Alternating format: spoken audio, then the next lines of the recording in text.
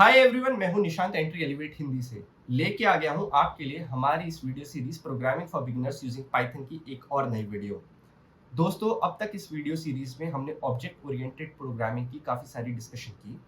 हमने क्लासेस और ऑब्जेक्ट्स के बारे में भी जाना। आज हम ऑब्जेक्ट ओरिएंटेड प्रोग्रामिंग का एक और बहुत ही क्रूशियल कॉन्सेप्ट यहाँ पर इस वीडियो में डिस्कस करने वाले हैं, जिसका नाम है इनहेरिटेंस।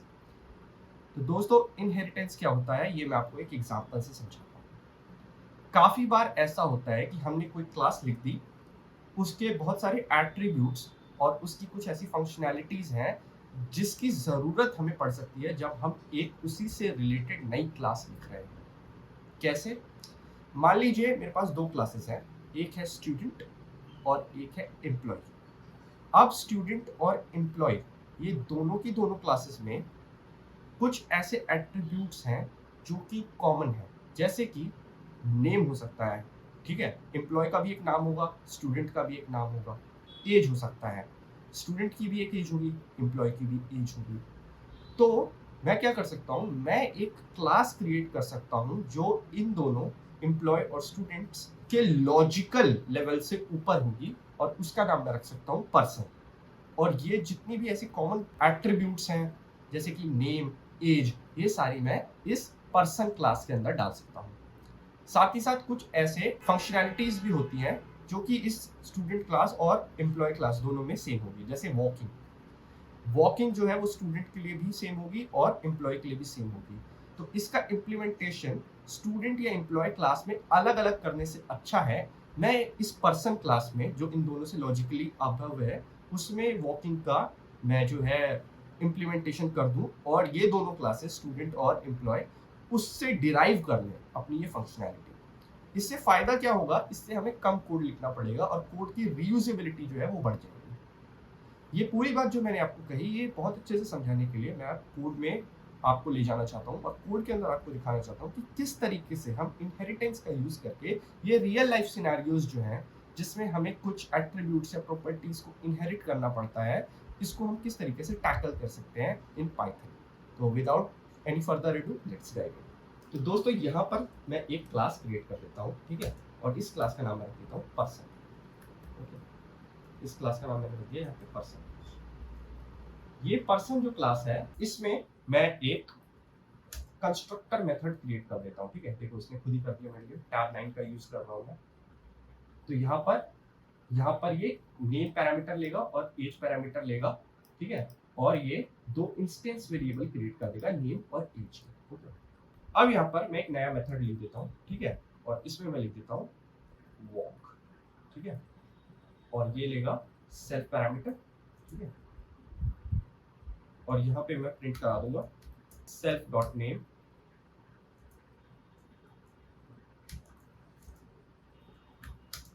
इज वॉकिंग, ठीक है? ऐसा मैं यहाँ पे प्रिंट करा दूंगा। अब देखिए मैं एक नई क्लास को क्रिएट करता हूँ, यहाँ पर क्लास स्टूडेंट, ठीक है? अब मुझे क्या करना है, मुझे इस पर्सन क्लास के कुछ ऐसे एट्रीब्यूट्स हैं, ठीक है? ये नेम और ये एज और इस पर्सन क्लास की कुछ ऐसी फंक्शनैलिटीज है, कुछ ऐसे मेथड हैं जैसे कि ये वॉक, ये मुझे स्टूडेंट क्लास के अंदर चाहिए। ओके, तो देखो मैं क्या करूंगा, यहाँ पर ये जो मैंने यहाँ पे पैरेंथेसिस लिखी है, जो ये राउंड ब्रैकेट लिखे है ना, इसके अंदर मैं लिख दूंगा पर्सन, ठीक है? बस इतना करने से जो ये पर्सन के जितने भी एट्रीब्यूट्स हैं और जितनी भी इसकी फंक्शनैलिटीज हैं वो सारी मेरे को स्टूडेंट क्लास के अंदर अवेलेबल मिल जाएगी, ठीक है? अब मैं क्या कर सकता हूँ, मैं यहाँ पे स्टूडेंट की कुछ एक्स्ट्रा प्रॉपर्टीज, कुछ एक्स्ट्रा एट्रीब्यूट्स ऐसे लिख सकता हूँ जो कि पर्सन क्लास के लिए नहीं है, स्पेसिफिकली स्टूडेंट क्लास के लिए, ठीक है? तो यहाँ पर मैं एक कंस्ट्रक्टर फंक्शन दोबारा से लिखता हूँ, ठीक है? मान लीजिए इसका रोल नंबर हो गया, ठीक है? ये एक ऐसी एट्रीब्यूट है, ये एक ऐसा एट्रीब्यूट है रोल नंबर जो कि स्टूडेंट क्लास के लिए, स्टूडेंट के लिए ही ये जो है स्पेसिफिक है, ये पर्सन से इसका कोई लेना देना नहीं है। तो ये एक्स्ट्रा इन्फो जो है ये मैं यहाँ पे ऐसे डाल सकता हूँ। ओके, ये एक्स्ट्रा इन्फो मैं यहाँ पे इस तरीके से डाल सकता हूँ। अब मैं यहाँ पे कुछ ऐसे स्पेसिफिक फंक्शंस भी लिख सकता हूँ जो स्टूडेंट के लिए स्पेसिफिक है। जैसे कि यहाँ पे देखिए ये खुद ही मेरे को सजेस्ट कर रहा है एक स्टडी फंक्शन, तो मैं इसको ऑटो कंप्लीट कर देता हूँ। अब देखिए यहाँ पर ये एक ऐसा मेथड इसने मेरे लिए क्रिएट कर दिया है जिसमें लिखा रहा है self dot name is study. यहाँ पे मैं इसको फिलहाल के लिए सेल्फ डॉट रोल नंबर लिख देता हूँ, ठीक है। ऐसा क्यों कर रहा हूँ वो भी आपको एक्सप्लेन कर दूंगा, ओके। यहाँ पे इन स्पेलिंग गलत हुई, इसको करेक्ट कर लिया, ठीक है। अब देखिए यहाँ पे एक तीसरी क्लास क्रिएट कर देता हूँ मैं, क्लास एम्प्लॉय, ओके। और इसके अंदर मैं यहाँ पर दोबारा से पर्सन डाल देता हूँ, तो पर्सन के जितने भी एट्रीब्यूट्स हैं और जितने भी उसके अंदर लिखे हुए मेथड्स हैं, फंक्शनैलिटीज हैं, वो सारी एम्प्लॉयज के अंदर आ जाएगी, एम्प्लॉय के अंदर आ जाएगी सिंपली, ओके। अब देखिए यहाँ पर मैं एम्प्लॉय का कंस्ट्रक्टर फंक्शन लिख देता हूँ, ठीक है। तो यहाँ पर देखिए इसमें एम्प आईडी, तो एम्प्लॉय की एक एम्प आईडी होगी, एम्प्लॉय आईडी होगी, वो यहाँ पर इसके अंदर आ जाएगी। अब यहाँ पर मैं इसका स्पेसिफिक एक मेथड यहाँ पे क्रिएट कर देता हूँ, ठीक है। देखिए यहाँ पे ऑलरेडी इसने क्रिएट कर दिया मेरे लिए टैब 9 में, print self dot amp ID is working, ठीक है। ये डिस्प्ले करेगा कि इस एम्प्लॉय का एम्प्लॉय आईडी क्या है, और फिर ये प्रिंट करेगा इज वर्किंग, ओके। देखिए इसका फायदा मुझे क्या मिला। अब देखिए दोस्तों यहाँ पर एक और बहुत ही इंपॉर्टेंट चीज आ जाती है। देखिए हमने इस पर्सन क्लास का यूज करके यहाँ पे दो इसकी डिराइव्ड क्लास, इसकी चाइल्ड क्लासेस बना ली, स्टूडेंट और एम्प्लॉय, ठीक है। ये दो क्लासेस हमने बना ली, बट आप ये नोटिस कीजिए कि यहाँ पे ये स्टूडेंट क्लास बनाने के लिए मेरे पास जो इसका कंस्ट्रक्टर है, इसमें मुझे सिर्फ रोल नंबर चाहिए। अगर मेरे पास सिर्फ रोल नंबर हो तो मैं ये स्टूडेंट क्लास बना सकता हूँ, और यहाँ पर अगर मेरे पास एम्प्लॉय आईडी हो तो मैं ये एम्प्लॉय क्लास जो है वो क्रिएट कर सकता हूँ। बट आप ये देखिए ये दोनों क्लासेस, ठीक है, स्टूडेंट और ये एम्प्लॉय क्लास, ये जो है इस पर्सन क्लास से डिराइव होके आ रही है, और इस पर्सन क्लास में कुछ ऐसे एट्रीब्यूट्स हैं जो कि ना स्टूडेंट क्लास में है और ना एम्प्लॉय क्लास में है। कौन से वो एट्रीब्यूट्स हैं? वो है ये नेम और एज। तो मुझे कोई एक ऐसा तरीका चाहिए कि जब मैं स्टूडेंट क्लास का कोई ऑब्जेक्ट बनाऊं या एम्प्लॉय क्लास का ऑब्जेक्ट बनाऊं, तो मुझे कोई ऐसा तरीका चाहिए कि जो मेरे पर्सन क्लास के एट्रीब्यूट्स है ना, वो भी इनिशियलाइज हो जाए, उसमें भी कुछ वैल्यू चली जाए।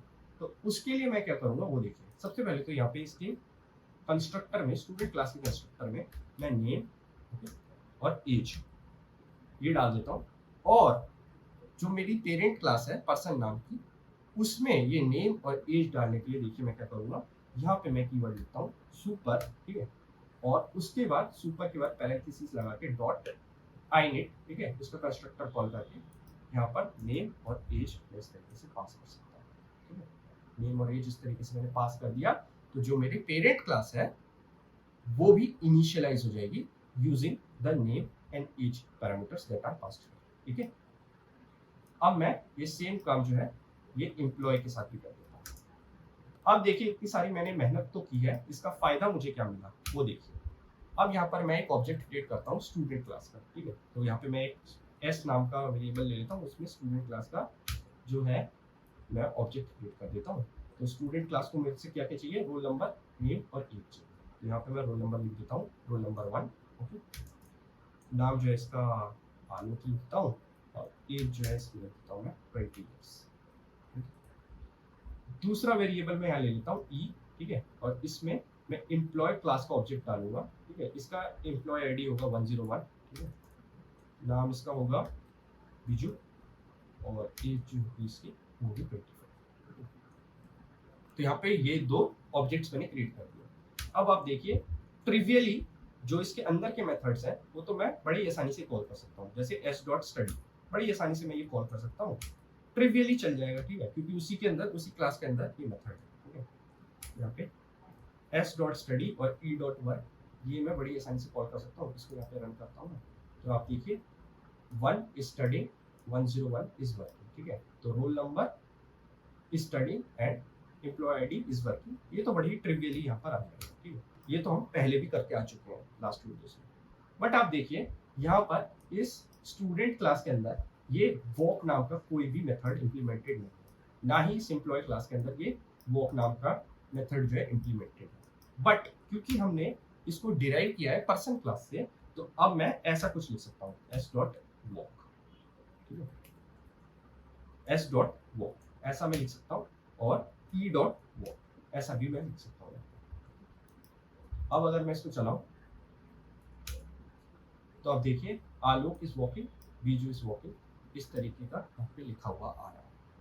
इसका मतलब एक ऐसा मेथड जो कि पेरेंट क्लास में इम्प्लीमेंटेड था, यहाँ इम्प्लीमेंटेड नहीं था, वो अब हम चाइल्ड क्लास के ऑब्जेक्ट का यूज करके उसको हम जो है यहाँ पर प्रिंट करवा पा रहे हैं, उसका जो कोड है वो एग्जीक्यूट करवा पा रहे हैं। इसका फायदा मेरे को ये मिलेगा कि मान लीजिए मेरी कोई रिक्वायरमेंट चेंज हुई और अब मेरे को पर्सन के अंदर एक नया जो है मेथड जो है वो क्रिएट करना है। ठीक है, यहाँ देखिए मैं यहाँ पर एक मेथड क्रिएट कर देता हूँ, क्रिएट,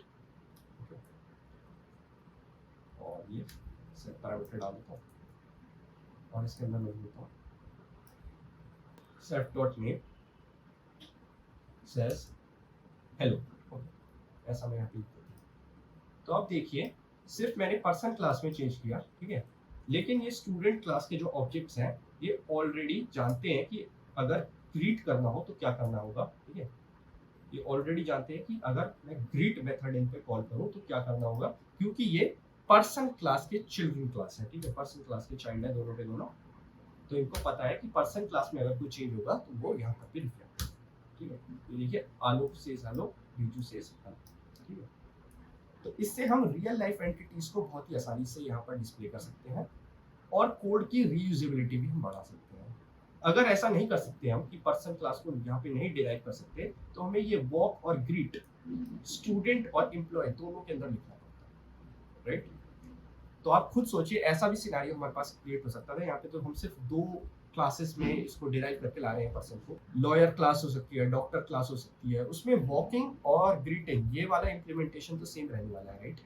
तो इसके लिए हमें बार बार वही सेम कोड हर क्लास के अंदर नहीं लिखना पड़ रहा। हमने एक पेरेंट क्लास बनाई, उसके अंदर वो डाल दिया और अब हम उसको यहाँ पर डिराइव करके ला सकते हैं किसी भी चाइल्ड क्लास के अंदर और सेम मेथड्स को और एट्रीब्यूट्स को वहां पर यूज कर सकते हैं। तो उम्मीद है आपको इनहेरिटेंस की ये वाली वीडियो समझ में आई होगी। नेक्स्ट वीडियो में हम अपनी इनहेरिटेंस की डिस्कशन को जारी रखेंगे और इसको और एक्सप्लोर करेंगे। तो दोस्तों वीडियो खत्म करने से पहले एक खास इंफॉर्मेशन मैं आपके साथ शेयर करना जा रहा हूं। एंट्री एलिवेट हिंदी में हम आपके लिए लाए हैं एक awesome and affordable full stack web development course. इस कोर्स में आपको मिलेगी 150 plus recorded and live classes, capstone projects का tutorial, mock interview preparation, soft skill and resume building के लिए एक डेडिकेटेड सेल और भी बहुत कुछ। इतना ही नहीं, इस full stack web development course के साथ आपको एकदम फ्री फिलहाल के लिए मिलेगा DSA यानी डेटा स्ट्रक्चर एंड एल्गोरिथम का कोर्स एंड दिस कोर्स। तो अगर आप भी इंटरेस्टेड हैं एक awesome full stack web developer बनने में तो नीचे डिस्क्रिप्शन में एक फॉर्म का लिंक है, उसे खोलकर भर दीजिए and our team will get back to you as soon as possible. तो अगर आपको यह वीडियो अच्छा लगा हो तो इसे लाइक कर दीजिए, चैनल को सब्सक्राइब कर दीजिए और नोटिफिकेशन बेल दबा दीजिए क्योंकि हम इस तरह के कंटेंट रेगुलरली अपडेट करते रहते हैं अपने इस चैनल पर। मिलता हूं आपसे अगली वीडियो में, तब तक के लिए बाय बाय।